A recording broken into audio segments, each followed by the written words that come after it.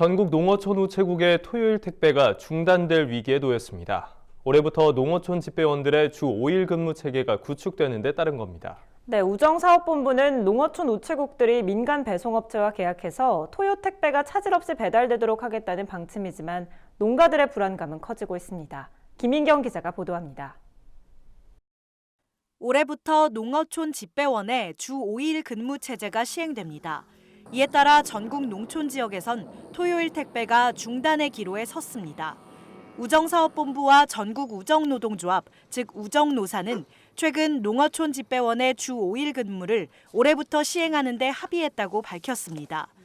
이에 우정사업본부는 지역별 민간 배송업체에 소포 우편물 위탁 배달을 우선 추진하고 위탁이 어려운 지역은 화요일부터 토요일까지 근무하는 소포 배달원을 채용할 방침이라고 밝혔습니다. 이는 지난해 8월부터 노조, 소비자단체, 고객 대표 등으로 구성된 사회적 합의기구에서 논의한 결과입니다. 우정노사는 지난해 토요 택배 중단 등의 문제로 대립각을 세우다 총파업 하루 전 극적으로 합의한 바 있습니다. 이후 꾸려진 사회적 합의기구가 농어촌 집배원의 주 5일 근무체계 구축 방안에 대해 논의했고 집배원의 토요일 휴무와 토요 택배 서비스 유지 등을 우정사업본부 측에 권고하면서 이 같은 결정이 나온 겁니다.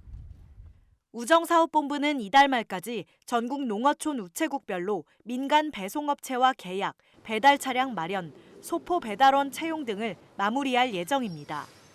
집배원의 토요일 휴무는 이 작업이 준비되는 우체국부터 실시할 계획입니다.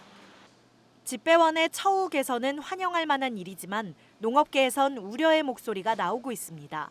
민간 배송업체와의 계약에 따라 위탁 수수료가 인상되면 결국 농촌 지역의 택배비가 오를 가능성이 높기 때문입니다. 또 만약 토요 택배가 중단된다면 금요일 오후와 토요일에 수확한 농산물의 택배 판매도 힘들어집니다. 실제로 지난 2014년 7월부터 2015년 9월까지 우체국 택배의 토요일 배달이 일시 중단됐을 당시 각 지역 농가들은 많은 불편을 겪었습니다. 한우고기, 쥐조개, 표고버섯을 하나로 묶은 지역 특산물인 장삼합은 소비자들이 주로 토요일을 받기를 원합니다. 토요 택배가 중단되는 바람에 기존에도 큰 어려움을 겪었었고요. 이번에도 그 악몽이 되살아날까 봐 크게 우려를 하고 있습니다. 우정사업본부 측은 위탁 배달과 배달원 채용이 곤란한 도서나 오지의 경우만 토요일 배달 곤란 지역으로 지정 운영한다는 방침이라며 민간 배송업체와 새롭게 계약하더라도 농어촌 지역의 토요 택배가 중단되는 것은 아니라고 설명했습니다. 지금도 일부 섬 지역은 제공이 안 되는 지역이 좀 있거든요. 이를테면 집배원 한 사람이 있거나 이런 경우에는 매주 나와서 근무가 어려워서 이런 지역이라든지 특수한 경우가 이제 좀 그렇습니다. 위탁이 안 되는 것은 우리 소포 전담 배달원 이런 형태로 직접 고용을 해서 제공을 할 겁니다. 그러나 농업계는 일부 섬 지역뿐만 아니라 인구가 갈수록 줄고 있는 농촌 지역 역시 토요일 배달 곤란 지역으로 분류될 수 있다며 토요 택배 중단을 우려하고 있는 실정.